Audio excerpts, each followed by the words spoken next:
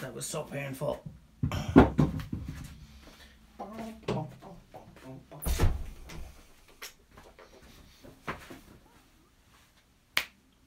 Looks like I'm on. Okay. Going to have a sip of tea before I start. Wait to see if I get even one pair of eyes upon my fabulous streaming. Yes, someone is on. Who's on? Who has just joined me? Say hi in the chat.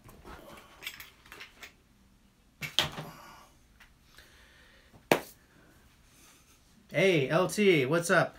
And Simon. Hi, guys. Plein Québécois ici ce soir. So, I wanted to do a quick live update, and let's face it, I want to do a quick live update, and it'll probably last an hour, but I just wanted to do a quick live update tonight because I wanted to give you guys an update on Brave, the Brave monetization I was talking about.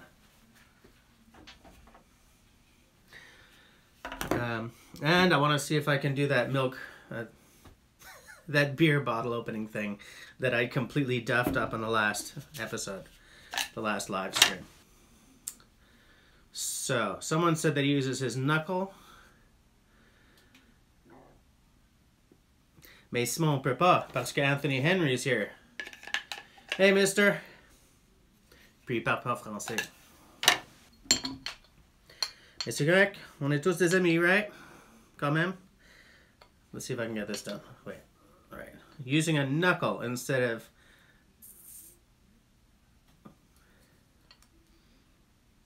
Man, I don't get it. I'm gonna have to hand in my man card here, guys.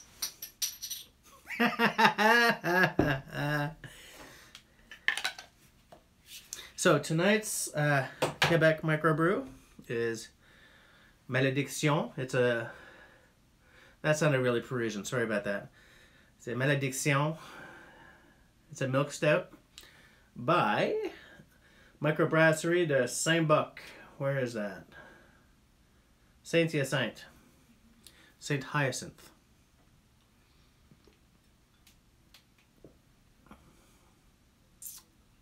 Yep. Yeah, that's my jam, all right. Man, I've been really lucky lately.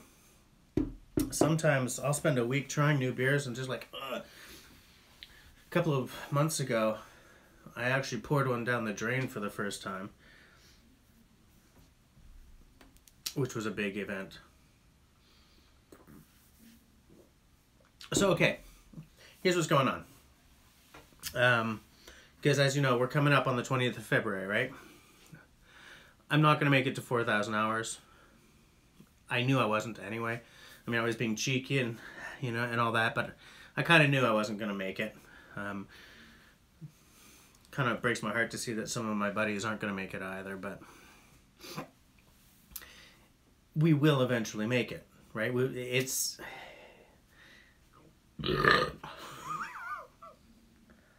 Sorry. That was my scrambled dough moment for the evening. Like, it's a threshold that we're all going to reach at some point. It's just, it's too bad because it means we have to, like, reapply for the partner program. And I'm not sure. I think, now that I've looked at it again, I kept that one under wraps. I think there's a grace period. It's like, that's the deadline, but there's a grace period. But anyway, so I've been diversifying as much as I can.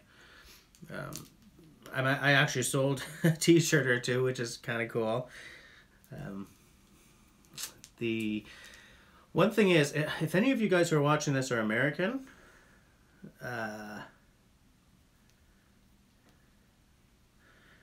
LT's going to be drinking too. He's going to have a beer. Next time I do a live stream, everyone who comes on, have a beer and tell me what you're drinking. What I need to know is, something else I've started doing is the Amazon affiliate program. Any of you who might be American, click on one of the links in the video I put up last night, just to tell me if it's working, because I'm using a link, like a global link generator, and I have no idea if it works. So don't necessarily buy something, just let me know if it's working. Just keeping an eye on the messages here.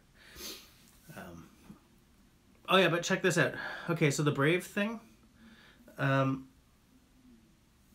I spent all this time trying to connect my credit card, and it turns out that you can only put money into your Brave wallet if you have a credit card or a bank account in US dollars, pounds sterling, or euros. And yet, this is so frustrating. I can sign up for the service. I can sign up for the program, even with a Canadian address and everything. But I'm not good enough to put money into it. That's messed up. I mean, it is so frustrating, because the whole reason why I wanted everyone to get on Brave is not so that I can get people to pass me money. It's so that we can all be helping each other, you know? And it really bugs me. I'm so tired of that. You know what it reminds me of? I think I've mentioned this before. It reminds me of when I was a kid reading comics like X-Men or Star Wars or something, and there was always all these ads for cool toys or cool things that you can only order online, or contests or whatever, and it was never open to Canadians. You know, and like nowadays it is generally open, not to Quebecers, but you know, it is generally open to Canadians. So it's not like a feeling I'm used to getting anymore. But man, stuff like this, it always throws me right back into like it's 1982. I'm reading a comic, and man, there's a family of whatever they are, sea monkeys that I can't have. You know what I'm saying? Bugs me, man. Anyway, whatevs, right? I just cleaned up my lot yesterday when I got back from the bush. Man, there was snow and everything. Okay, my bag was full of snow, my blanket was full of snow. There was snow all over this. The knife Simone that you lent me, there was snow all in the sheath. Man, there was just snow everywhere. So I did a lot of I did a lot of tool care when I got home. My camera, man, it was just coated in snow, and so, man, everything. So it took me a good while. In fact, I was gonna do a live stream while I was cleaning up my tools, but I figured that would be pretty boring. I mean, really, guys, who the hell would? Maybe, I don't know.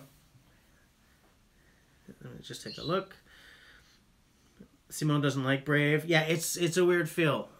Brave doesn't work the way I'm used to browsers working. Especially because what I'm used to now is Safari, right? Brave, it's taking some getting used to. I like the ad blocking aspect of it. Like, it just seems really good.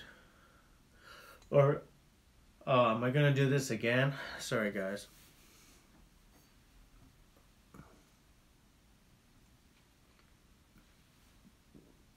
Oh yeah. Okay, LT went on a trip with the cadets last Saturday. Sleeping in snow tents. Man, I remember that when I was a cadet. I remember that. LT, were you a cadet as a kid? Shall wait for him to answer.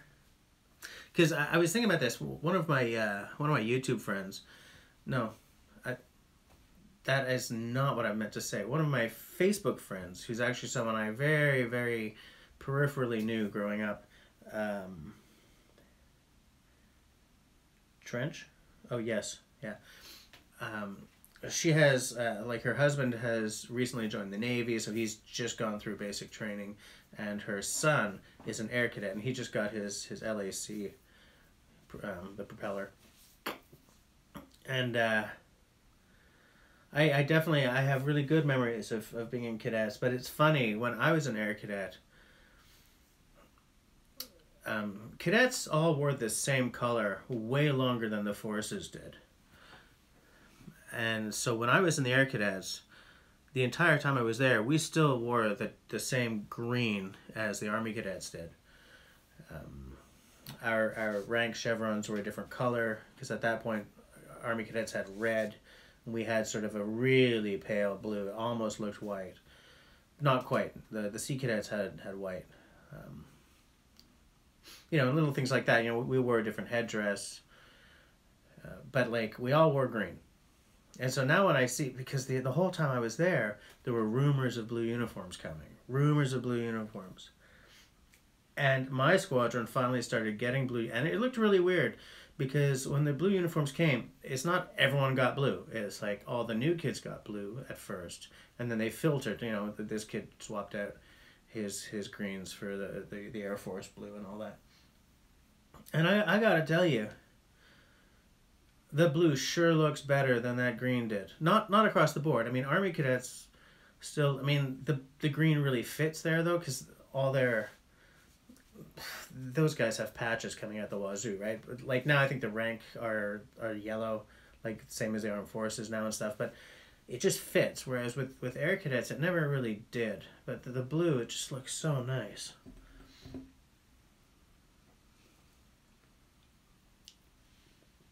Oh, so Simo, you were in the Sea Cadets then, if you switched to black? Oh, LT Survival was in from 1977 to 1984. So you wore the old uniform when you started then, right? Because 77, they still wore that wool with the short jacket, didn't they? Yeah, Simo was in the Sea Cadets. I think I would have been happier in the Sea Cadets in certain ways, in that I've never been interested in flying, but I really love to sail. Like I really like boats. I like nautical stuff. I've never really been into flying.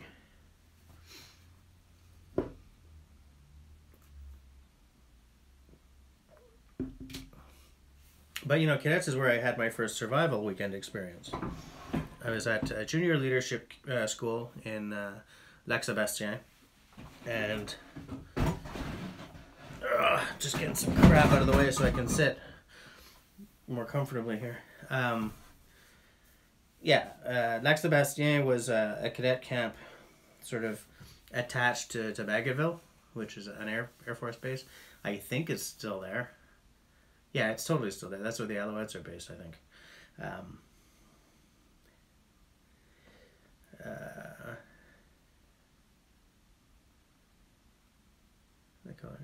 Right. Oh yeah, Simon. The unit badge that you guys wore was. Yeah, I remember that. But anyways, am I still? Oh, it's going yellow. I think we're okay. I think we're okay.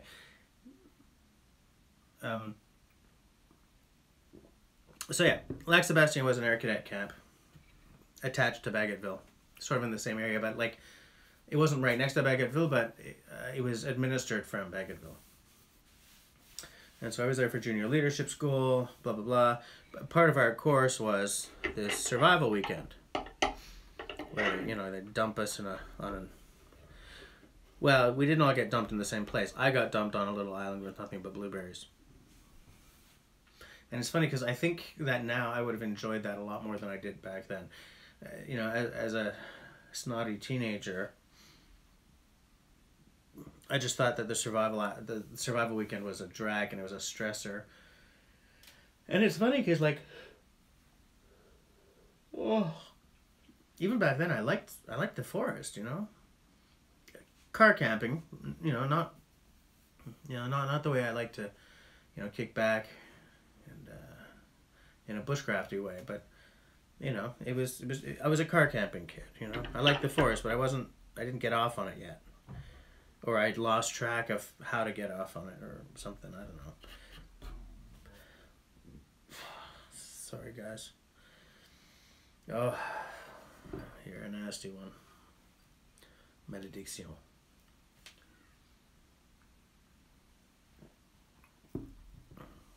But I kind of think that there's so much stuff that I didn't take full advantage of, you know, when I had opportunities. Let me just take a look.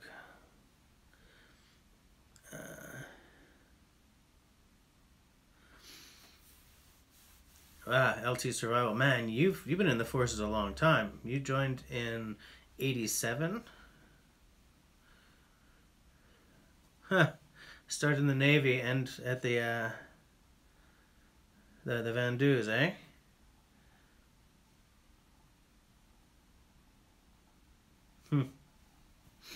Interesting. Very interesting. That's a hell of a change. That's a really big change. But anyways, yeah, you know that stupid old saying that we say, you know, if I knew then what I know now. And the thing is, it's a cheesy saying, but it's so true, man. I wish I had the benefit of knowing that I was going to have reason to have treasured that weekend. That hard-ass, panic-inducing, messed up weekend, you know? I don't know. And look, I'm not into survival, right? I'm into bushcraft. I don't see survival as survivalism or whatever as enjoying being in the outdoors. Survival sucks. It's not fun. It's a stressful, you know, it's, oh, I'm lost in the forest and I have to stay alive, right? So it's not the kind of thing that I do for, it's not the kind of thing you do for fun, right? Survival is what happens when the shite hits the fan, as it were. But I think that certain skills that you develop as a bushcrafter who just likes being in the forest can help in that kind of situation. There's a lot of crossover between bushcrafters, survivalists, preppers. I thought I was about to burp again. You know, I was about to burp again. I don't know, it's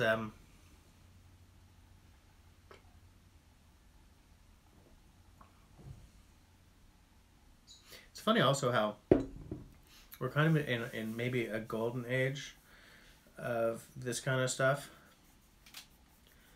And that, like, the whole time that even when, like, you know, Cody Lundin was just sort of making his mark, the stuff was pretty fringe, eh?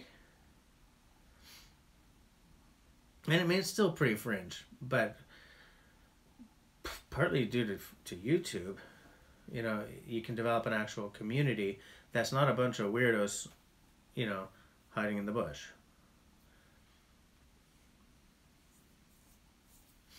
I think it's weird. I mean, I think it's good weird. I don't think it's like, you know, someone stop these people weird. I think it's a strange but magical little thing we do, you know? Wait, let me catch up. Wow, LT survival, 29 years. It's not easy for a military man.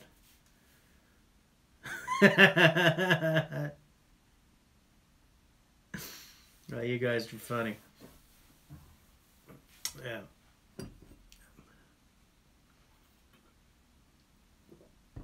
There's someone else who's still watching. There's 3 of you guys, but only 2 people are talking. So who's the other dude?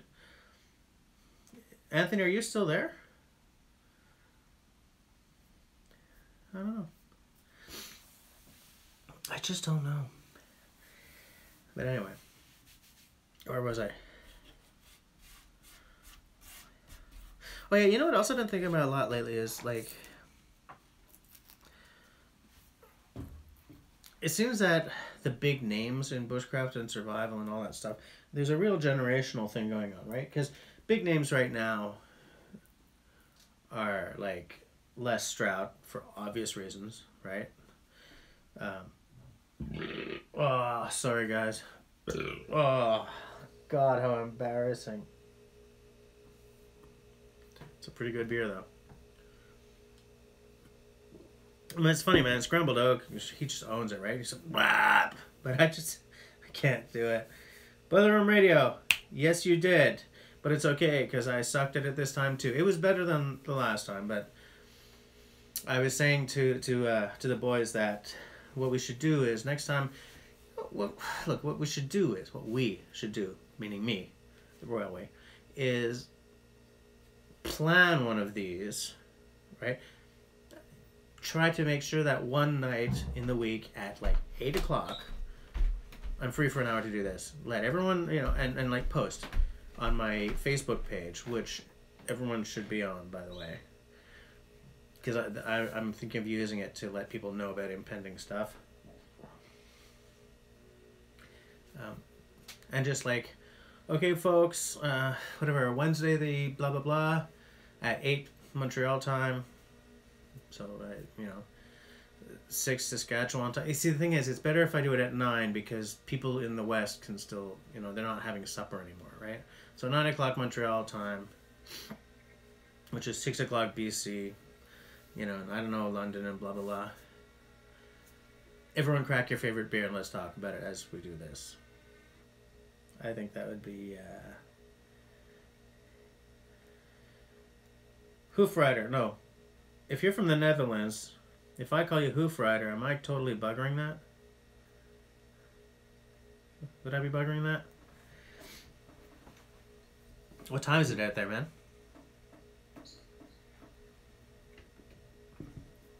So before I got distracted and said next time everyone bring their favorite beer, what was I talking about?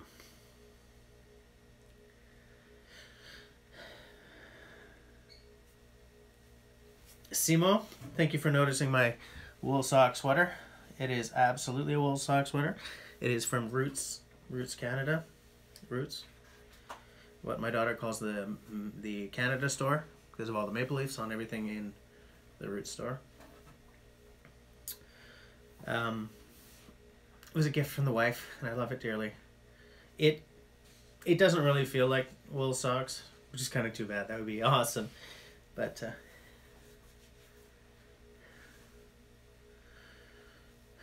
So is that then Hoofenreuter? When I was in college, I studied German for a while, and so I always assumed that if the letters look like they make a certain sound in German, then that's what it sounds like.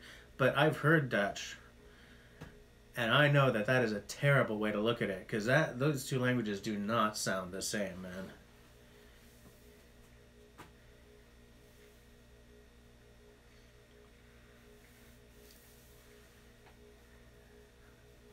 Taking a look. 3:16. Is that what time it is? Is it like 3 in the morning where you are?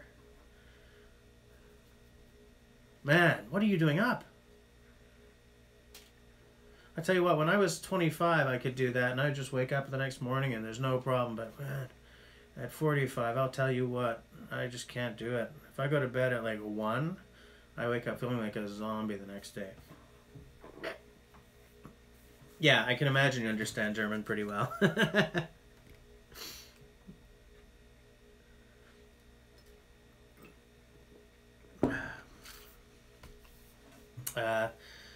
Hoof, Simon just asked you about the time zone where you are.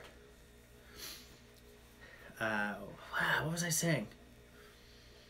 Before I said let's everyone meet up, you know, I'll try to schedule the next one and let's all meet up with our favorite beer. Or other, if Boiler Room Radio is around. I can't. Sorry, guys. I just feel so rude. Yes. Okay. There's a real generational thing, right? Right now, you got Les Stroud because he's fabulous. The Sasquatch thing kind of weirds me out. You got Ray Mears, who I love, right? Just, you know, under that you got like Dave Canterbury, you know, all these guys who are you've even got, you know, it's funny, you've got Bear Grylls, who I always say I will watch for entertainment value, even if I'm not going to put a bottle of piss in my mouth. And I still maintain that what I like about Bear Grylls is that he's so far the only one, like even Lofty Wiseman. In fact, Lofty's like less in that he's on the wrong end of this scale. But Bear Grylls, I have never heard him talk down another celebrity survival or bushcraft expert. He never does it. I've never heard him rip someone up. And I've heard all of the rest of them do it. You know, even Ray, you know, just once, and I don't remember what he said, but I know he doesn't like Bear Grylls. Lofty Wiseman, you know, someone once at one of the bushcraft shows in the UK asked him, you know, who he preferred or whatever, how he felt about Ray Mears and Bear Grylls, and he said he could eat both of them, so that Ray Mears didn't have the right body shape for what they were doing, and the other guy was an idiot. It's just like, I have so little patience for guys doing that. These guys should be supporting each other. They should be like, they should realize that they're not really each other's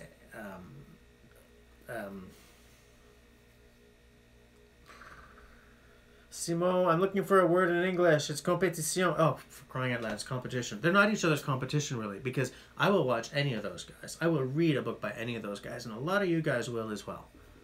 You know, it's not like when my parents were growing up, did you like the Beatles or did you like the Rolling Stones? And never the twain shall meet. You know, I like Les Stroud, aside from the Sasquatch weirdness. I love Ray Mears. I will watch Bear Grylls.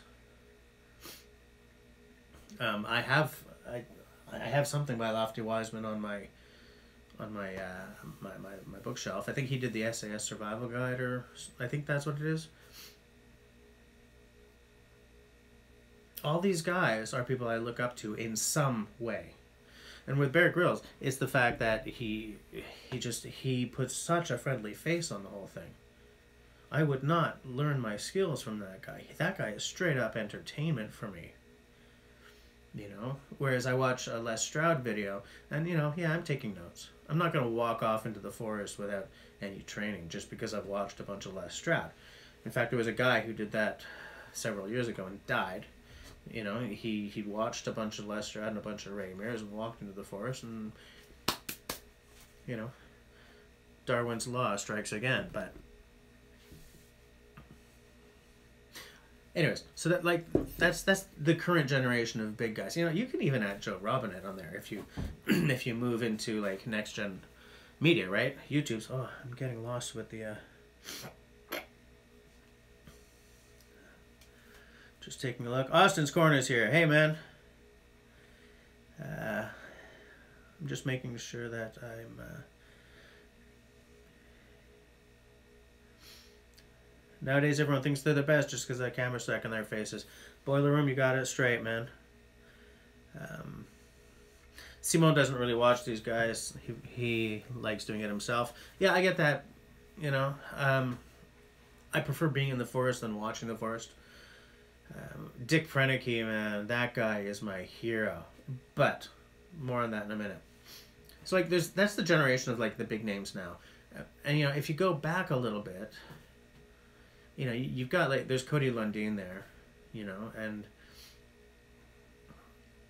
it's funny how there's a lot of them right now. And then there was Cody and maybe one or two other guys whose names are totally escaping me right now.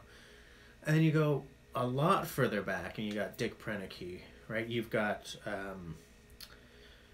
Morris Kohansky. I mean, he's still around, but I mean, when he was becoming like one of the you know, the professors of survival, you know, it was a long time ago. There's another name that I just can't remember in that time period. And then you go way further back and you got Nesmuk, right? You got oh shoot, I said shoot. I did not use a bad word. I said shoot. But like, those guys, but there are these huge, like, huge gulf of years between, you know, Nesmuk and that crew, and then like whatever, Morris Kohansky, and then a bunch more years until you get Cody Lundin, right? And then there's a smaller gap, and then suddenly, boom, there's all these guys. And some of them have been around a long time. I mean, Ray Mears has been doing videos for a long time now. But what I find interesting is Kephart as well. I was thinking Nesmith and Kephart, those two guys. It's funny how it's really branded now, eh? Like, all these tools. I don't have any of my fancy tools here to make my point, except, like, how many of you have one of these? Everyone knows what this is called. Everyone knows the Gransfors Brook small forest axe. Everyone, I'm saying in our little echo chamber, right? Everyone knows the SFA. Everyone knows the SFA specifically because of Ray Mears. And in fact, my buddy Mike Morton has the Ray Mears branded one. Ray Mears didn't create this, right? But he definitely gave it a following. You know, a following that was definitely the envy of Wetterlings. Poor late Wetterlings. You know, Ray Mears is also the reason we have... Sorry guys, I'm trying to put the axe back and I'm missing the peg. What's going on? Tabernouche. Okay. Tabernouche is a little French Canadianism there for you. Let me hold on. Let me. Ow.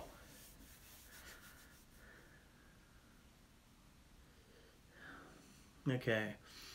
Austin, what did you miss out on? Not much. Boiler Room says the strippers just left. I keep missing those as well.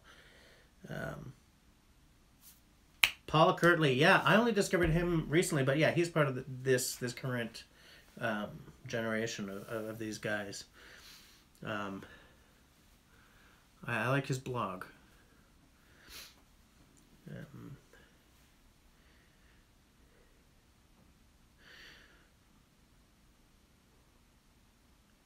Yeah, Austin, I sort of mentioned that, like, you know, that for instance, I kind of like Bear Grylls, but not as an educational platform. I like him just for the entertainment value. And you're right, for a lot of these guys, I would not watch a bunch of these videos and then head into the woods and like, I'm gonna survive, because I would die. You know, I don't back the concept of watching TV as a replacement for getting training, you know?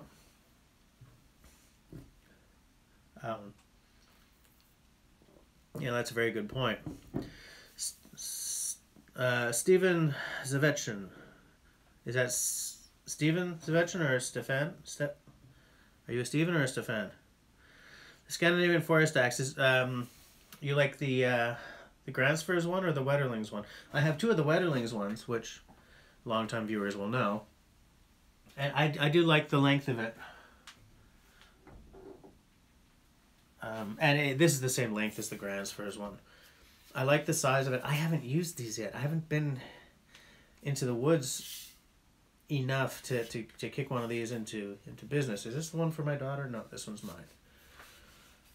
But yeah, I think I'm gonna love this. I'm gonna love swinging this. I would like an American felling axe, though I have a problem with that name. In that anyone who knows his history would know that that's technically a North American felling axe. But the fact is, that's not a good branding name, you know.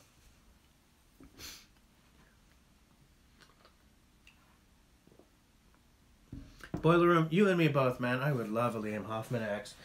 But to me, a 2-year back order is a good thing, because that's how long it would take me to get up the money. What is it? Is it a 50% deposit to get started?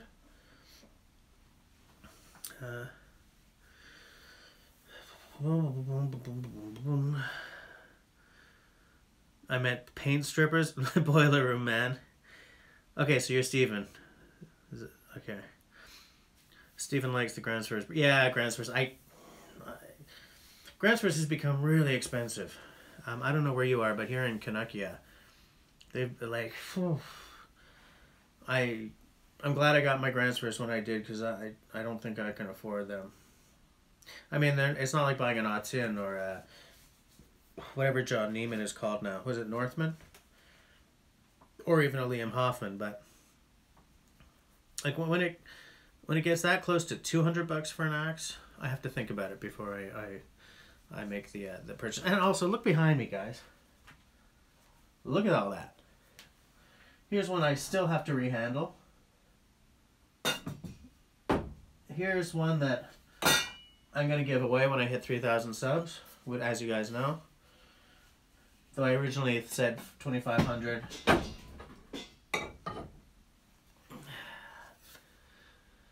This is I think this is a Holtz. An old one. I think it's a Holtz. I've got 2 Walters Black Diamonds. And most of you guys have seen this one, right? Which I'm now going to show off one more time. This sheath is tight, though. I'm always afraid of cutting myself. There, a little Norland action, right? I'm just going to put that there for now. My tiny little Wetterlings, which was my first nice axe, and I love this little guy. There's my Swedish carving axe, you know? I mean, I've got a bunch of axes here. So it's not like I can justify starting to throw a lot more money at axes. There are a couple that I would like to have, but, you know, if I'm going to spend $200 on something, you know, it'll probably be like a pair of Falkneven pants or something at this point. You know, stuff that I can... I don't bring all these axes into the like if I'm getting into the forest a lot more often, then I will start to cycle through the axes so that they all get forest time. But you know, the more I have, the more often I have to get into the woods to make that work, right? Okay, where am I? I'm gonna go back. Stephen Gransfors Brooks, yes. Alone. Hoof Rider, I guess. Hoof Rider. I've only ever seen, I think, 2 episodes.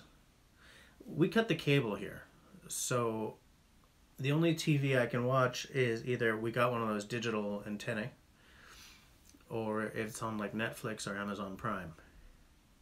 So I don't get any of the channels that I used to watch all that kind of stuff on. Like, I can't watch Les Stroud anymore. I can't watch a lot of stuff anymore. I just, you know what? The thing is, cable stopped being interesting. In that when I first started getting cable, Discovery was really science-oriented. You know, they had that partnership with the BBC, so they did like Planet Earth and really cool stuff. And Crocodile Hunter. And then, you know, TLC was the kind of channel that I just wouldn't watch. And it's funny because it started off as the learning channel, and then it all became like Say Yes to the Dress and garbage like that. You know, and like all these channels were really differentiated. And then when they all just sort of started fighting for the exact same lowest common denominator garbage ground, I'm just like, you know what? We're throwing a lot of money per month at nothing. So we cut it. And we're happier, you know. Everything we want is either on Netflix, Amazon Prime, or comes in over the wires. And, or, you know, or if worse comes to worse, we buy a DVD. You know. But it does mean that I'm not getting to see a lot of this stuff. I saw a couple of episodes of Alone. Like, for a while it was streaming on whatever's the channel's website. But I think I only saw season 1. If I remember correctly, like a couple of episodes in season 1. But yeah, so I've seen a couple of episodes of that, and I saw a few episodes of, is it Naked and Alone? Naked, you know, the one where 2 people with, like, who are starkers get dropped into the forest and they have to survive, like they've got a bag or like 2 tools but no clothes. And I prefer Alone. because it seems or at least season 1 seemed a lot less like sensational. Yeah, I didn't like that. What's it? Is it called Naked and Alone? Naked, Scared and Alone? Something about being naked, because it was all about that. That's really what it was about, right? Or is. I don't know if it's still. Okay. Whoops. Oh wow, I'm getting late here. Jeff, our videos. Hey man, is this your first time here? Steven's in Connecticut. Okay. Oh, you got because of Wrangler Star. Okay. Hold on. A little over $100 each. Yeah. Yeah, the thing is, you know, once you get to Canada, the border plus the exchange cranks them right up there. But you can't go wrong, right? At the end of the day, if you spend $100 or $200, this guy here, is this on camera? This guy right here? That was an expensive axe. That was way over $200. But I've carved many a spoon with it.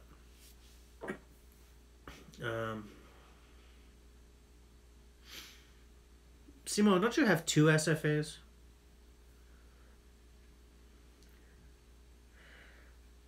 Austin, you got one of those Roselli axes. Interesting. How do they feel? Because I keep getting like really put off by it. It just looks like it would feel weird. They look like they're really stubby. I don't know. How do you... But there are a couple of guys who I know of, who I don't know personally. You're the first one who own them, and these guys love them. It's like they just look so weird, and like because they don't have that pull, like they don't. Does it? Like I feel that an axe without a pull would have a tendency to sort of turn as I'm using it. I don't know. Steven, a lot of vintage. Yeah, I like restoring axes. Dave Whipple was on season 4. Okay. I haven't seen any of season 4 because by that point I was already, you know, I had already cut the cable. Simone says his next purchase will be a carpenter axe and a broad axe, and I think that you should definitely do that, because if I had the money, I would do that. I want a big ass hewing axe.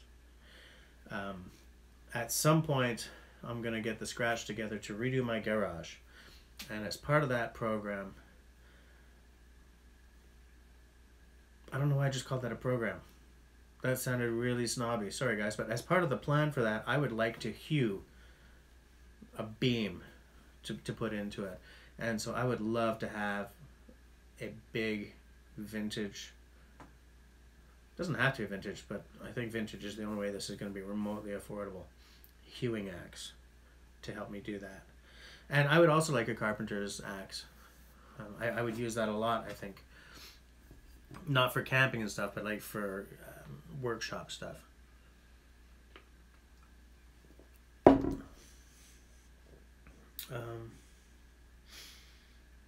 Yeah, I gotta get down a lot more with Dave Whipple. He's got an excellent Poor Man's Woodsman channel. Okay, I'll take another look for him. Excuse me. Oh, Hoof Rider cut his cable too. Yeah, Anthony as well. Yeah, right. Man, when we cut the cable, we thought we were gonna be like pariahs or something. But man, so many people we know. And here's the funny thing, eh? If you're a cable company exec and you have the choice, because here's the thing: if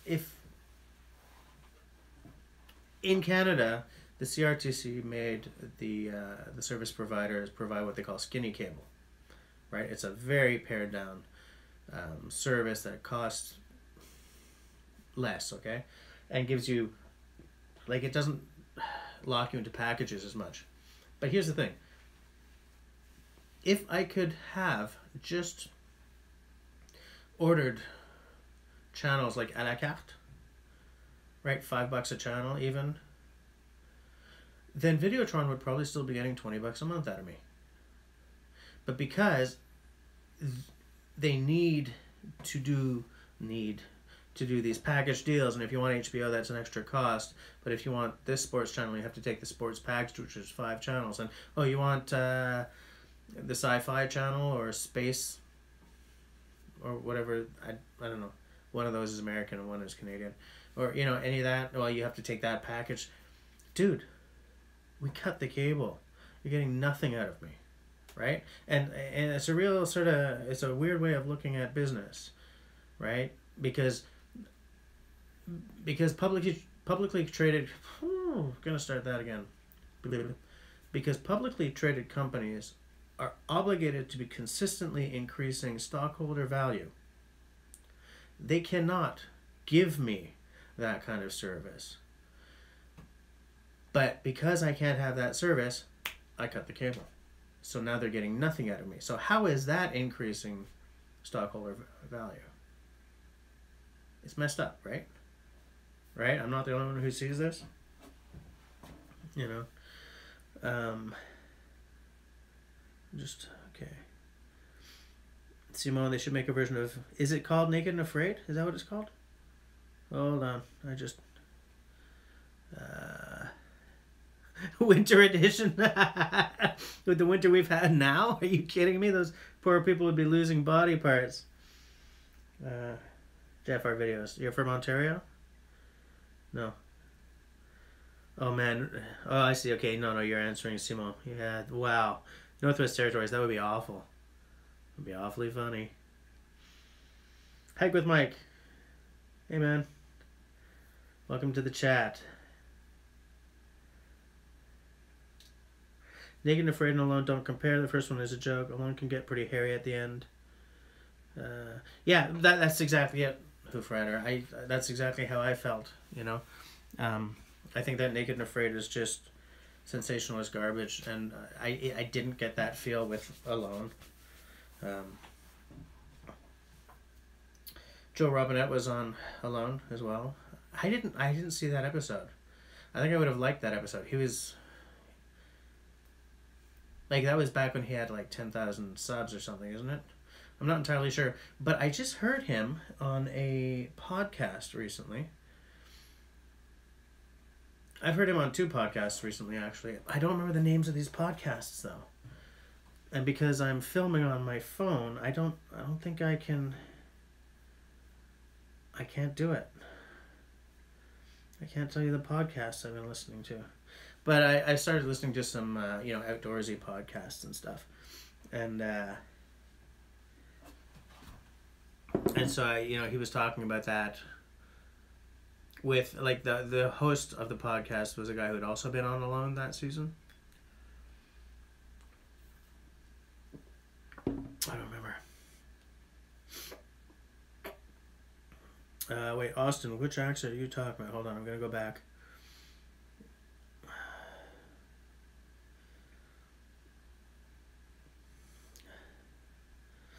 The cheeks are really broad on them. It bites like crazy. And then when... Oh, yeah, right. We're talking about the... okay. Yeah. Simone, I know I have to finish that fence. I know. That fence bugs me, man.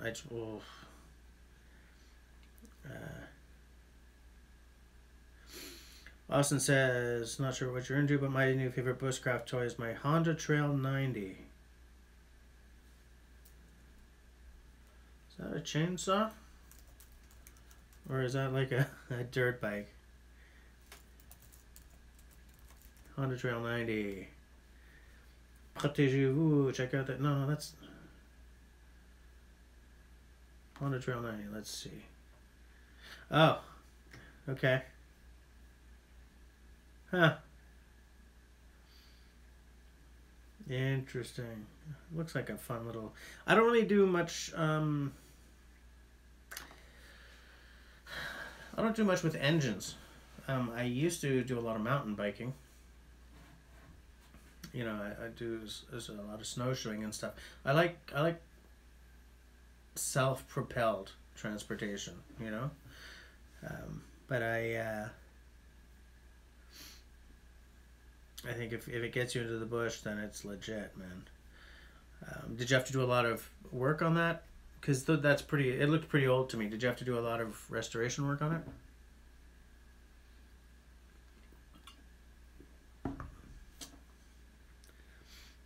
Yeah, Steven, they cut cable as well. Yeah. Jeff, it's funny. I just looked into an Android box. What was it called? Kula, whatever. But I need something, if I'm to do something like that, it has to be a painless surfing experience, because I'm not the only one who lives here, and my wife and my kid do not have patience for digging through stuff. And because I have a friend who's got one, and he says that a lot of the content he can stream is standard def, and because he has a high def TV, as I do, you know, he doesn't sort of enjoy the, you know, the watching experience. So I don't know if, you know,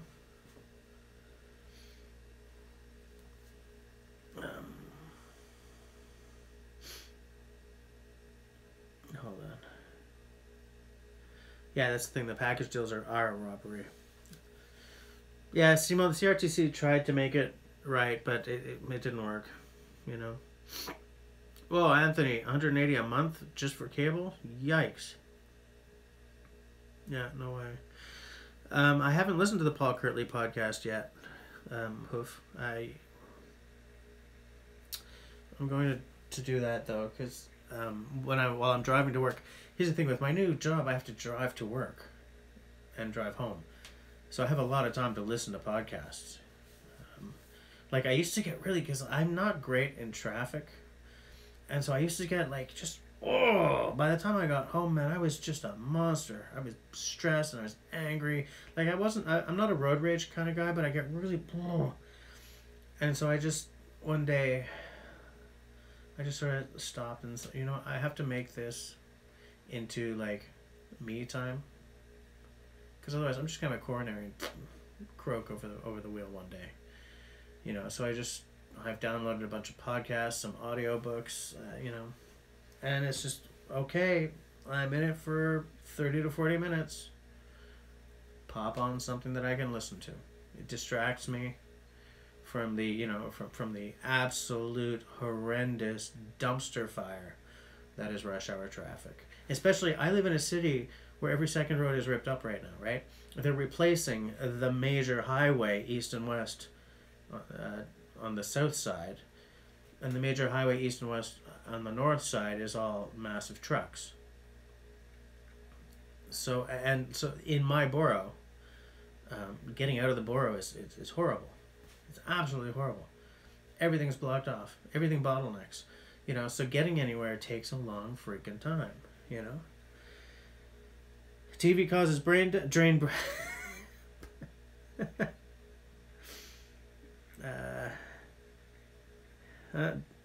Jeff, our videos is keeping us up on the hockey, on the Leafs. Simo can't get rid of cable TV. Long story. I bet you he's not the only person involved in that story.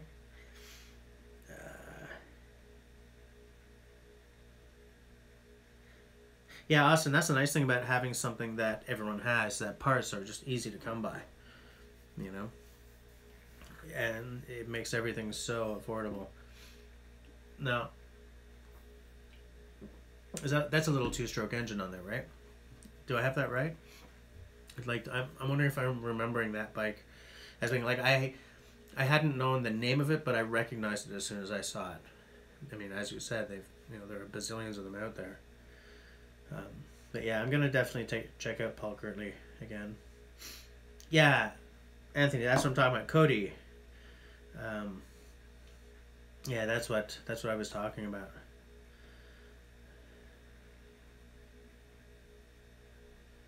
Steven, you're kidding, right?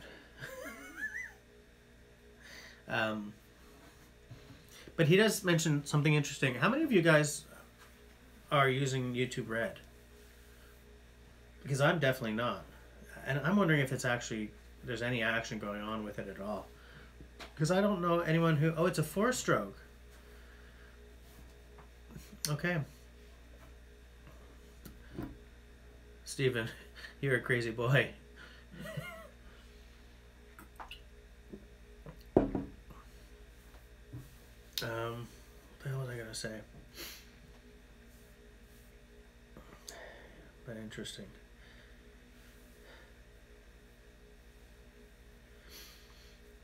Yeah, no ads, all content, eh?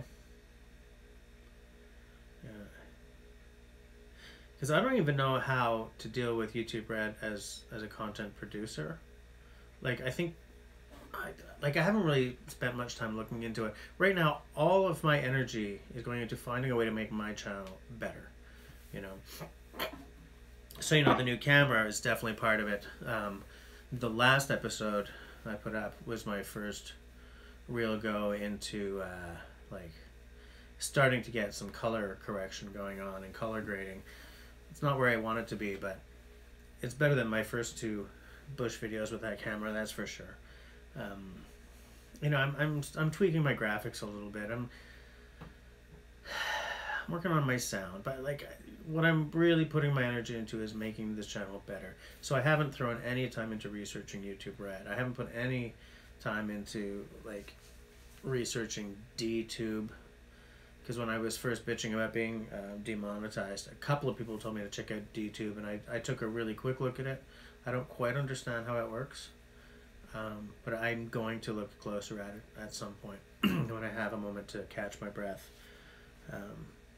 Interesting. So 2 of you now use YouTube Red.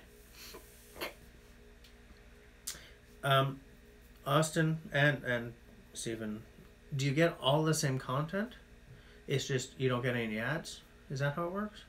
Or are there only certain... Because I know that YouTube is looking to, at least, is looking to or is already creating Red specific content. But do you get all the normal stuff as well? Or is it like you watch YouTube Red for these things and just straight up YouTube for everything else?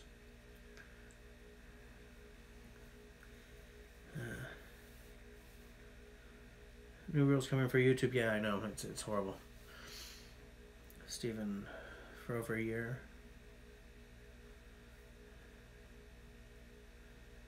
Yeah, Simon. When on the radio, I only listen to CBC or Radio Can as well.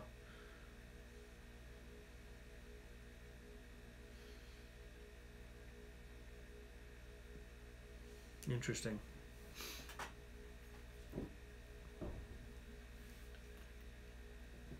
Maybe I should look at it. Maybe I should look at it.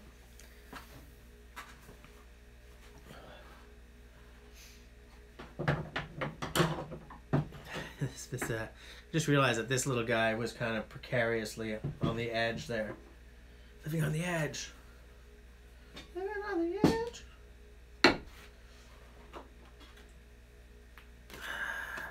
Check it out, Austin. Right where I can see it while I'm working.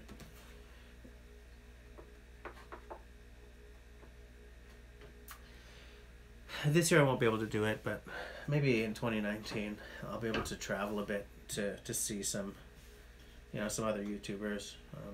I don't have enough stuff done to really be in that league yet, and travel is you know, if I have vacation time, you know, then I'm gonna spend it with my family, but I would like to... Almost belched. I'd like to do some collabs with other YouTubers, you know, as soon as I can. Like a weekend camp out. I can go into like Ontario and do that, you know. I think anywhere that's within a 4.5 hour drive, I can probably do. Because then what I would do is take half of Friday off, leave at noon, you know, hit the road, you know, be at wherever I'm supposed to be for 4:30 or 4. You know, just set up in time, you know, slam out a fire, throw up my tent or a hammock or something, and then come home, say, Sunday night. I think that would be really cool. Oh, hold on. People are talking and I'm missing it. Sorry, folks.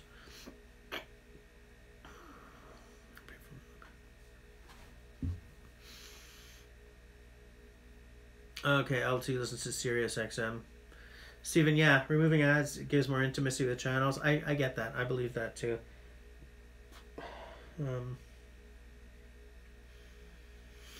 Austin, I want to say it's luck. Austin is asking, how much do you think YouTube success depends on luck and how much on hard work, production, etc.? I don't know if production is actually a factor. I think it's a factor to a certain extent, but I think it all comes back to what Casey Neistat said. Just keep uploading, right? Uploading regularly sort of gets you in good with YouTube's algorithms, okay? And that's a majorly important part. Where luck comes into play is you never know when something's going to go completely viral, right? As soon as you have a viral video, you're getting subs, you know, and you're getting views, man, because views are where it's at if you want to make it monetarily with YouTube. I'm not here to make a career of this. I don't care about that. I mean, yeah, it'd be nice if it happened, but it's not going to make my head if it doesn't. I would like to make enough so that the channel pays for itself, so that if a camera battery goes down, I can replace it without taking it out of, you know, the funds I bring to the house. You know, also I need to buy more batteries and I need to buy more memory cards, and I just can't. I can't justify it right now. You know, but like, you look at a guy like Peter McKinnon, right? He decided he was going to make YouTube his career, and he worked his ass off to get to where he is. It took him less than a year to get 1 million subs. Okay, he's putting something up like every day. He didn't put anything up for like a week, just up until today. But I mean, generally speaking, he just boom, boom. 2-minute Tuesdays, another video on Wednesday, another video, boom. You know, Casey Neistat, same deal, man. If that guy wasn't uploading a daily vlog, he wouldn't be at whatever he's at, 6 million subs, you know? And if you really want to make it, but bushcrafting videos is not where you want to be, right? None of us who are doing bushcrafting videos are expecting to become bazillionaires, you know? It's daily vlogs, it's video production stuff. It's, you know, guys like MKHB or MKBA, whatever his name is, you know. So it's both. You can get there with hard work. I like to throw the energy into my production value because I like that kind of stuff. But I don't think it should... I think you need good sound, okay? Like, I think you need your sound to not suck. It doesn't have to be perfect. It doesn't have to be, you know... it doesn't have to be Hollywood level, but it can't be terrible. Because people will forgive bad video quality if the sound is really good, but people aren't even going to fall for fabulous video quality if the sound is terrible. You know, and that's just the way it is. Let me go back.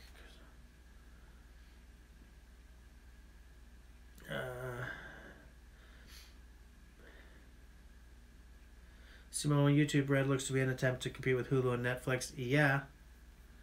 Without making their own stuff. Yeah, absolutely. I completely agree. Boiler Room, I remember when XM was ad-free for a short time. I didn't know it wasn't ad-free now. See, I have the same problem with that as I did with cable. If I'm paying for the service, I'm paying because I don't want adverts. You know? Like, if I want, on my TV, if I want to see advertising, then I'll just use the antenna. Because then I'm not paying a month, you know, I'm not paying monthly for my access. You know, if I'm paying for my access, I don't want the ads in my face. Give me a break. Jeff, our videos. Do I have a double bit axe? I have one double bit axe. There's Little Norland here. But I want a I have a yen for a saddle cruiser. I mean, that's what this is, but this one's, this has been ground down a lot. Like the shape isn't there anymore. I would like a nice saddle cruiser. I would also like a bigger double bit. The double bits I like are the ones that don't flare too much. Like I don't like the Gransfors double bit. It's obviously a throwing axe, right? You know, it just sort of goes, phoom. I like the ones that are way gradual on top, and then like maybe a bit more of a curve on the bottom. I think Plum makes them in that shape or something. I don't know the actual name of that shape, but man, I would love a nice double bit. I've always wanted a nice double bit. It's like, it's my white whale, you know. Some guys are all about Black Ravens. I want a nice double bit, you know. Not necessarily like a Puget Sound or anything like that. Did I get that right? Hold on.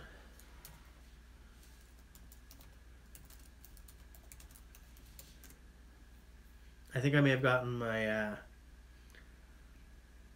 Puget Sound axe. Is this the right thing? Yeah. Not like that. You know, that's a really... No, I am here. Hold on. I don't know why I'm checking this out on eBay, but... Because there's a lot of photos, actually, is why.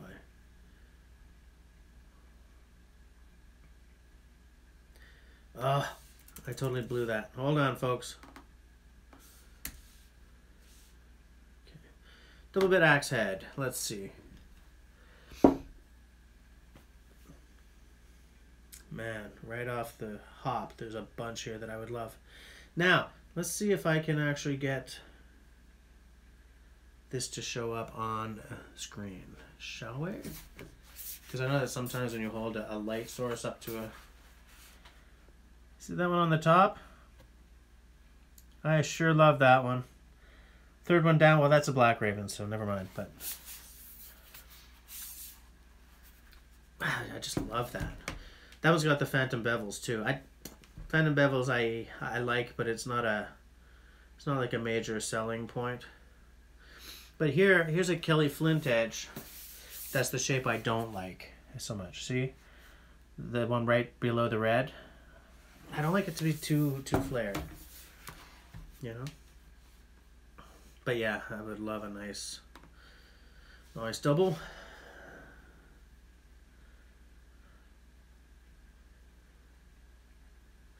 Steven, Austin, hard work used to be the key. Nowadays, just sit in a tub of marshmallow fluff and get 8 million views. Some people can do that. You would not want to see me sitting in a tub of marshmallow fluff.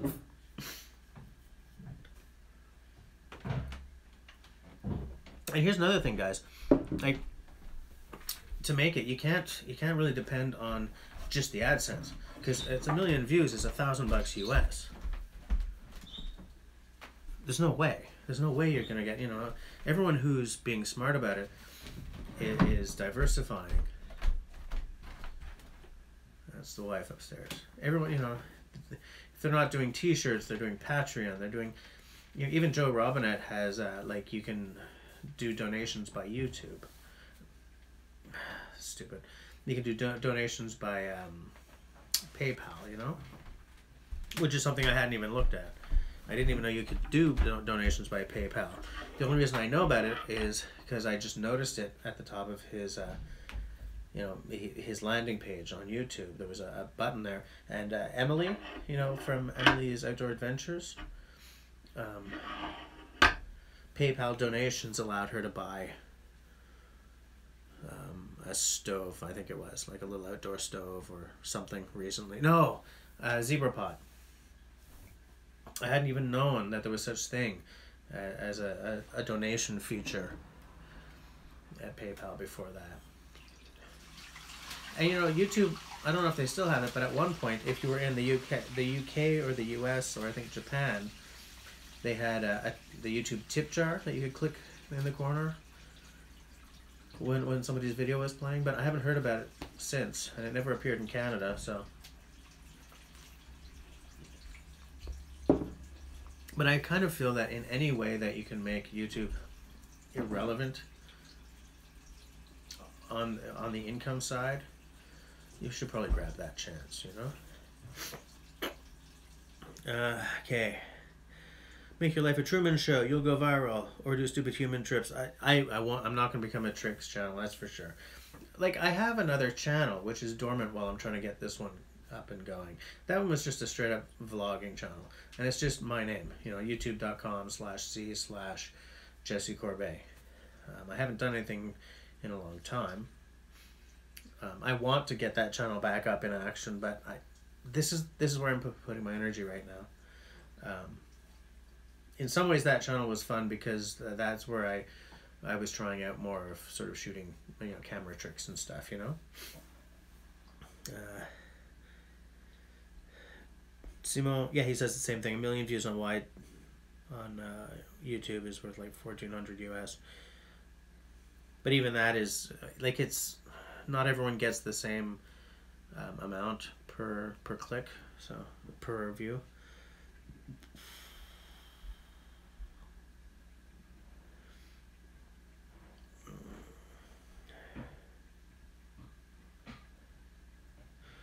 Ortoland Woodcraft and Carving.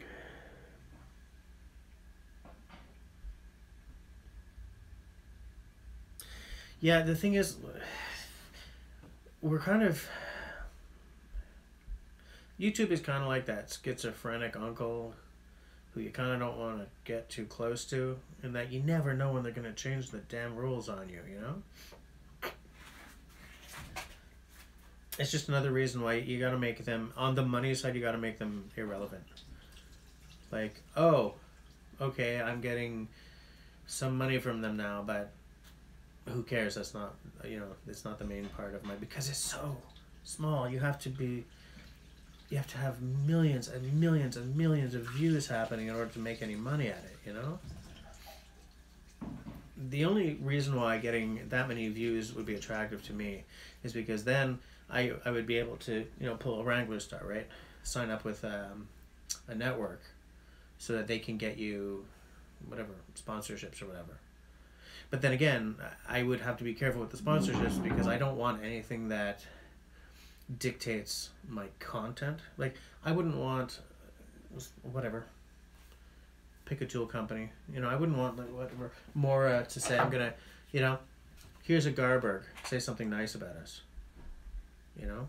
If they say, here's a Garberg, tell us what you think, now we're talking.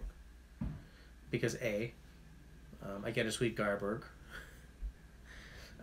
B, you know, they're just giving me content to do, because I would do 2 videos like I always do for a review, right? A first impressions, and then like a year later, okay, here's how well it did over the past year. In fact, it's funny that I picked this up because Maura did send me one of these. I remember, and I did a review and I gave away the new one, and I kept my old one. But like I reviewed the one they sent me, and then I gave it away, which is part of the fun of this kind of stuff. Anytime I can afford to give something away is a good day, you know.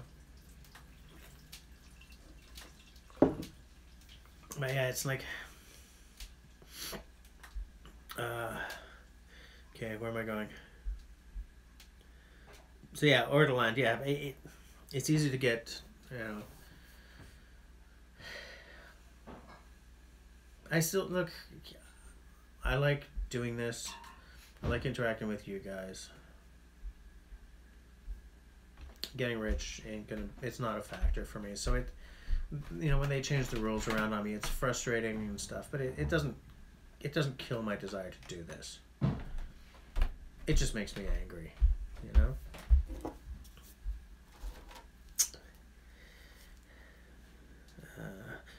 Steven says the Collins double bit is slick. I have fallen head over heels over many a Collins double bit, let me tell you.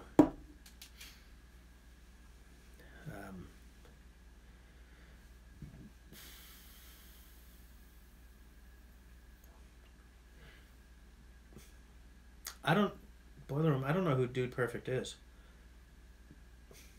But 20 million subs for playing with Nerf toys. I'll tell you what, my daughter and I play with Nerf toys a whole lot. If we could get 20 million subs for it, that would be sweet. And kind of crazy. Sorry guys, I have to plug my phone in so that I don't suddenly disappear on you.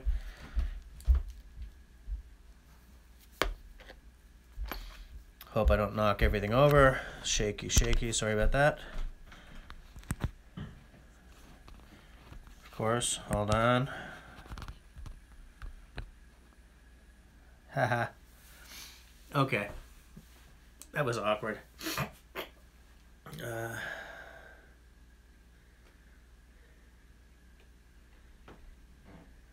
Wait. Austin?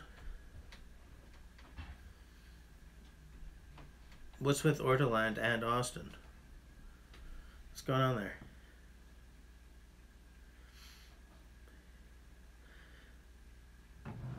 Three or four of you knuckleheads need to hit the smiley thumb. Huh? Oh, look at there you go. There's a bit of a delay between the phone and what shows up here. And like as soon as I plugged in the phone, it went to sleep. I'm like, no.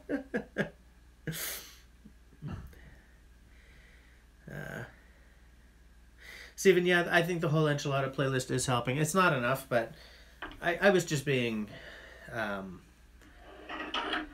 I was just being a brat. I mean, I'm still, you know, I'm watching. I put on Tech 413.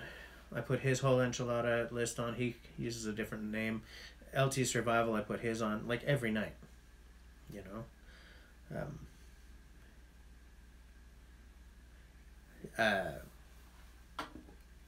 Where was I? Because why not? You know, if it helps to crank up the views, then why not, right?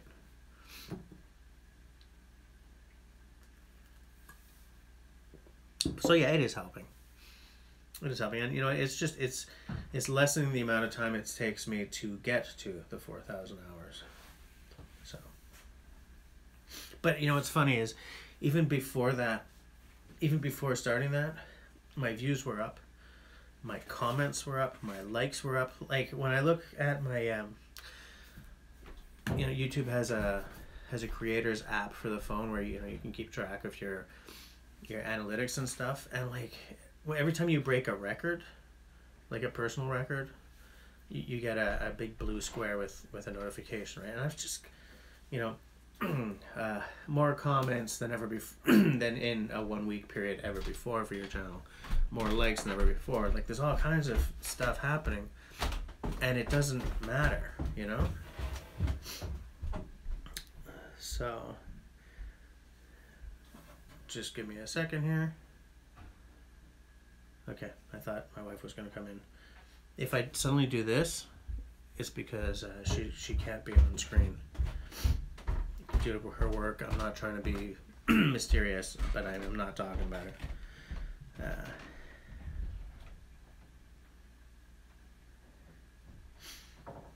Well, Austin, oh, I see. Okay, but you know what, Austin, if you actually just decide you're gonna get that channel up and going, I'll watch it.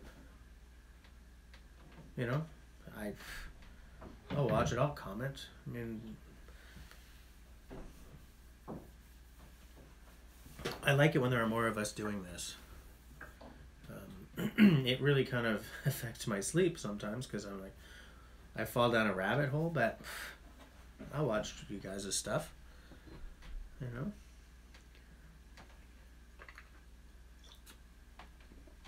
Let me see.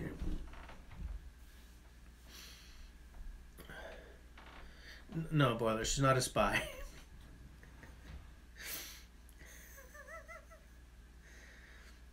FBI, dude, wrong country. I'm in Canada.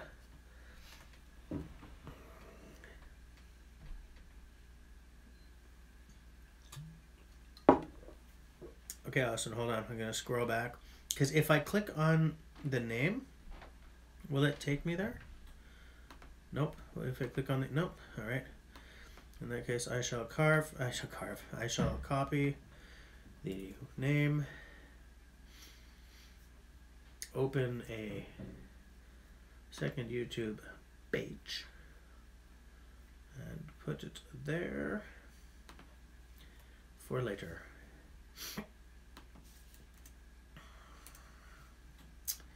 For later. There we go. Hey, how many of you guys are watching my self-reliance? Wait, let me just see what else is going on. You guys are funny, man. KGB, RCMP, MI6. It's not that fabulous. I don't know if any of that's fabulous, actually. I knew a guy once who, I think I mentioned this to Simo, actually. I used to know a guy when I was really young, like college age. When I was really young. And this dude we knew got hired by CSIS. And just disappeared one day. No idea where he went. I don't think he got disappeared or anything, but it's just, we never heard from him again. No idea.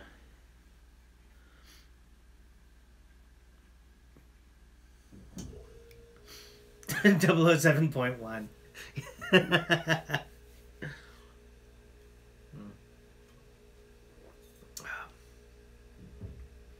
I'm good. Definitely gonna buy this again. LT, have you had this yet? Are you still here, LT? Have you had this? The Malediction.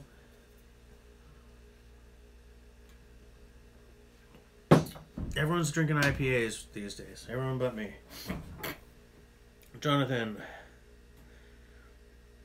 Yeah, Jonathan, thank you for noticing. Yeah, it was better. I still got to work on it, but it's gonna come. For those of you who are just joining, this is the second live stream in a row where I've tried to do this, like, you know, with the bottle cap, this sort of pop thing. But I have never done it before, so I'm sort of learning with an audience. But anyway, the beer is now finished, so hopefully I will stop burping.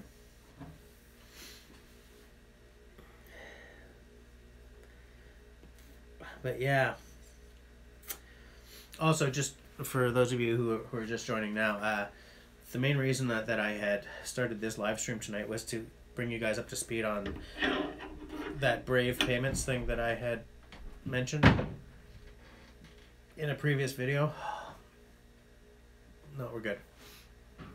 And to say that as someone who does not have an account or a credit card in US dollars, pounds sterling, or euros, I'm not good enough to put my money into the Brave payment thing, which is hella disappointing. I spent some time working on it last night because I know Paul Bakima wanted to do it as well, and he dropped me a note saying, dude, what's going on here? How come I can't put any money in? Which reminded me that I hadn't actually finished the whole process. So I sat down and, you know, logged in and, you know, went through the whole process, you know, clicked on the, you know, add money, and it shows a card, and can't do it. Which makes me feel cheesy because I've been saying, like, everyone go on Brave and let's all pay each other, and I can't fucking do it. Oh. It's okay, I'm not monetizing, but it's frustrating, man. But I sort of ranted about that at the beginning. I just wanted to, anyone who's just joining now, just to bring you up to speed. Okay. It really bugs me, you know? Like, why? I mean, I know that the more currencies you work in, the more kind of weird banking stuff you have to deal with. I get that. I know it. But why did they let me sign up? Do you know what I'm saying? Like, why allow me to sign up? Obviously they're allowing me to sign up so that I can receive money, but I'm not interested in just making money off of other people. I'm interested in joining in. You know, I'm interested in making this work. There's no way I'm going to use my more on this. This is oak. White oak. I was going to start whittling while I talk to you guys, but, you know, Woda. So, I don't know. It pisses me off. And it pisses me off because, like, I suggested this. So I feel kind of stupid about it, you know? Boiler, man, someone else said do it with a lighter. How the hell do you do that? Like, what do you click with the lighter? Like, how do you... I don't understand. Like, I've seen people do that, but I can't figure it out, you know? Is that a Stanley Spoke Shave? Good eye, mister. It sure is. Number 151. Made in USA. This is my first American-made Stanley. In fact, I bought it from someone in the States over at Bushcraft USA. Because I have some old Stanley stuff. The current Stanley stuff I don't think much of, but hold on.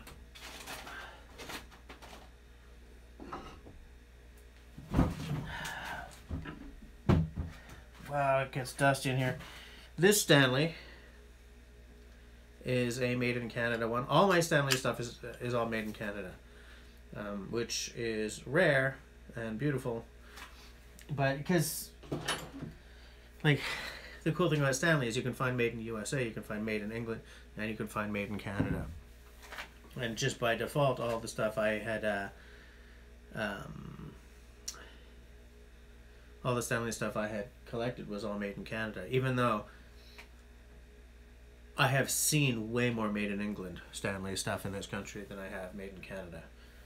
You know, most of the people I know who have old school Stanley stuff, it's all made in England.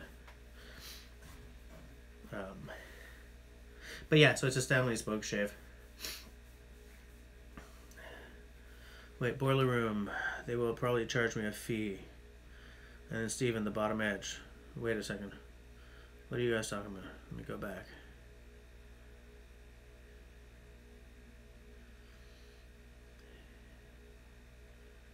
Jeff R videos needs... Jeff R needs 5 subs to get to 350. So I will also open another YouTube window and put in Jeff R videos.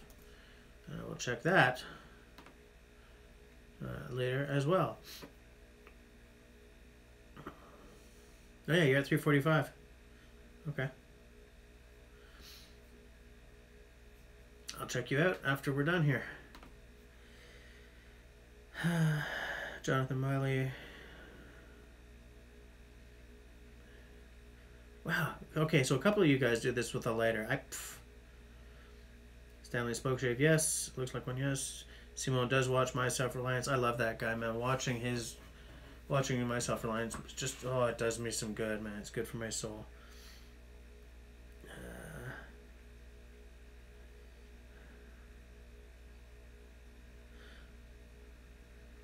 The letters of fulcrum, hinge it on your finger under the lip of the cap. The bottom edge, okay. The Plane Collector, Great Stanley Plane Channel. Excuse me while I open another YouTube page.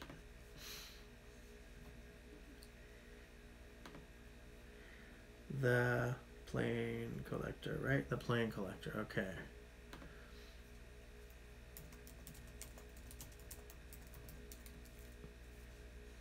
There we go.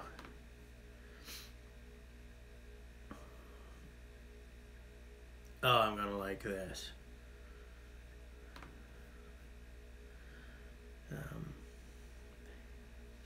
Yeah, Sean, man, I love watching that guy. I like watching when him and Joe get together as well. But I would love to build a cabin like that. I would love to get a little chunk of land to build something like that on. But I think that if I ever do get a country house, it has to be something with running water and electricity, because I am... In my family, we are non-unanimous about our approach to the country house concept. Like, I would love to build a log cabin with an outhouse out the back, heat it with wood, put, mud and grass in all the, do the whole chinking and have gas lanterns for light. Would love it. I'd be in heaven every single day. But I am the only one who would be. So for me, a country house is like, I could see us buying a country house at some point, like after I've had this full-time job for a couple more years and everything's calmed down. By which I mean, I'm used to the idea of not always stressing about money. But like, you know, I could see us buying a place, and I would just build a shelter, kind of like Scrambled O has or something, you know, sort of outside, and do my stuff there, and then, you know, rejoin my family and do the family stuff as well. Because I can't expect them to pack off to a, you know, dirt floor log cabin, you know, on the weekend. That's not fair. Stephen, okay, that's interesting about the plane guy. I'll definitely check that out. Another thing I said way at the beginning, I would love it if one of you American guys would go to my latest video and just click on the Amazon links, or even someone in Europe or something, just to see if they're working. I don't need you to buy anything, but I'm using a affiliate globalizer that I don't know if it's doing the right job, you know? I don't know if it's working.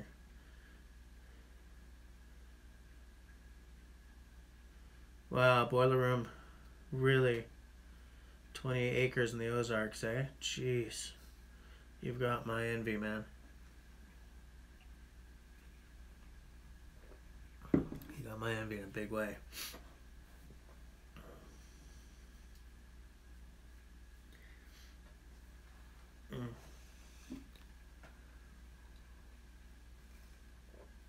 I didn't even realize I brought this tea down with me. That's weird.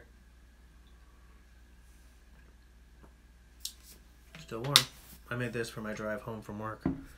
This is a really good, this is not a paid endorsement, but this company, which is probably backwards, but Zojirushi, this thing, man, I make a tea at 3 p.m. and I'm still drinking it at like 9:30 and it's still warm.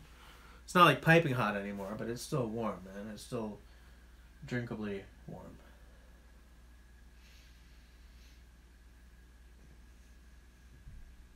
I thought there was something else I wanted to show you guys, but I don't know.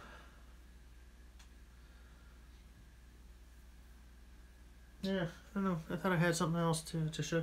Hey, how many of you guys use a zebra pot, a zebra can? Zebra, you know, a billy can? Zebra, you know what I'm talking about, right?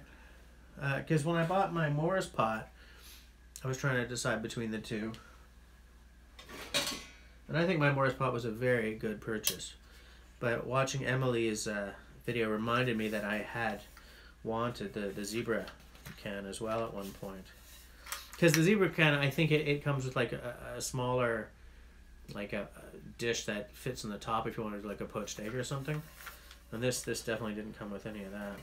Man, this is getting beat to hell, eh?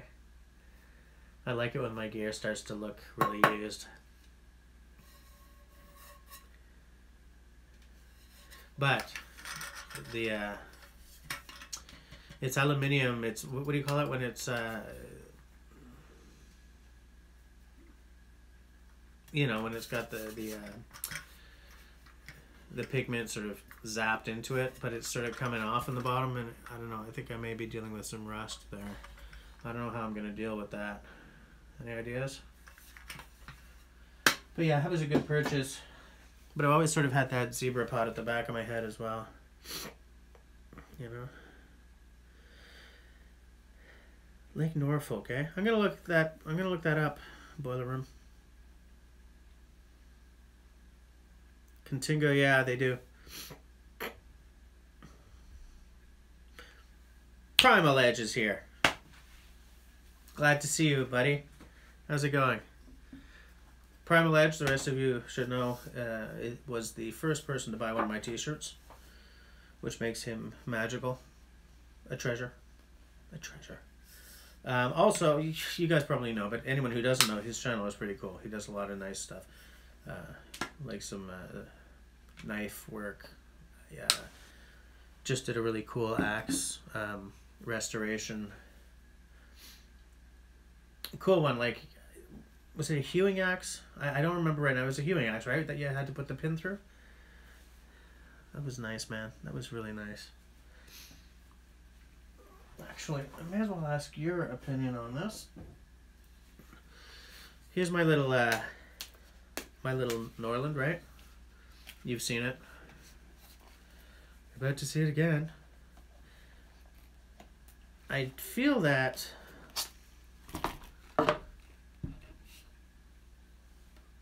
I don't know if it does. Do you think it needs a little reshaping, or do you think I should just leave it because it's, you know, it's Norland, man? But like this side is like the right shape, but this side is a little more, because look, a lot of it's come off, eh? Like this has lost a lot of metal. I would love to find one of these in not pristine condition, but like still the original shape going on. Whew. But I wouldn't really treasure the experience of throwing that kind of money around, because man, I don't know why these things are so expensive, but they really are. What do you think? Should I bother reshaping, or am I just going to be taking more material off for nothing? Should I just use it? Because that's what I kind of think I'm going to do, just use it. Like, this is not a collector piece. I don't do collecting anyway. I would love to get one in much, but even just the head and, you know, rehandle it myself. Whew, that'd be something fierce. I love the story behind Norland. You know, I'm not a collector. You know, I would use the axe, but I love the story behind it. I love how the reason that Norland exists is because of Canadian Tire. You know, it's funny because the company is not as old as I thought it was. When I first saw Norland, I was like, that looks really 1955, but it wasn't that old, you know? And it wasn't around that long. Like, you look at my my Walters axes. Walters was around a long time. And at one point, it was the largest axe producer in the British Empire. And there's some serious history there. Norland has none of that. And yet they're worth a mint. You know? Broad axe, right, it was. It's kind of far off. Primal. You know, maybe I'll take some good shots and email them to you. Let you take a look. Ah, Stephen, good. Okay, so it's working. Nice. Yeah, primal. That's exactly what I'm thinking too, because I don't want to take it past the temper. You know. So. The Dave Canterbury and Wrangler Star curse. Yeah, man. Somebody sent Wrangler Star a little Norland saddle cruiser head that made me weak in the knees. You know. Just gorgeous. I think the reason I like them so much is because the whole aesthetic to them. First of all, the story behind them is compelling to me, but I like stuff of that era. It's funny how, like, part of the reason I like that Canadian belt knife is because it really says like 1950 to me, you know. And in fact, if I'm remembering this correctly, those were like the issued knife in the Royal Canadian Air Force for a long time. I don't think they still are, but you know, they were. And you know, at a time when like I just find stuff from that era to be really, there's something about it, you know. There's a quality that's there that isn't there anymore, or there's an aesthetic that's there that isn't there anymore. You know, with my band, I did a gig at the Canada Aviation Museum last year or the year before, and yeah, exactly, Stephen. The Norland logo says it all. He says it. Yeah, he really does. Anyway, so we're doing this this gig at the Aviation Museum in Ottawa, and okay, LT, à la prochaine. So we're doing this gig, and like before we go on, I'm walking through this museum, and they have my two favorite aircraft of all time there, in pristine condition, probably, you know, restored up the wazoo. But they had a Spitfire, Be Still My Beating Heart, and they had a Lancaster, Be Still My Beating Heart, and My Weak, Weak Knees. Okay. Whew. But what they also had was a lot of stuff from like around the Avro Arrow era, you know, like post-war, you know, 50s. You know, they had a lot of planes from that area, a lot of like Avro stuff and Canadair and all this stuff. And it's the same thing. The same forces happened in aviation design, I find, as did in automobile design. You know how like in the 50s, every design had a real zing to it. Everything had a real sort of exuberant style to it. Aircraft, cars, blah, blah, blah. You know, you look at a street now, and everything is designed in a wind tunnel, so everything kind of looks the same. You know, even in the 70s this wasn't true, man. But everything looks the same now, you know? I mean, okay, not the Prius, but if you can tell the difference between like a Volkswagen and an Audi, I know it's the same company, but like at first glance without seeing a logo, then you know you're pretty good. If you can tell the difference between like so many Toyota's front ends are really stupid right now. So, but at one point, you know, if you looked at a Honda, a Toyota, and a Mazda, without looking right at the grill area, you'd have a hard time telling the difference, you know? But that wasn't true in the 50s or even the 70s, you know? And a lot of these planes built back then, and a lot of bush planes and stuff, you know, early to mid 20th century, not too early, I don't mean like 1917, but, you know, early mid 20th century, there was a real... Stuff was designed with a real zing to it, you know, and I miss that. You know? Steven, the Mustang airplane, is that for you? I think everyone's got something, you know, like I was an air cadet, so I learned a lot about airplanes. But I don't know. Oh, Jesus. Okay, it's later than I thought. I've been doing this for almost 2 hours. All right.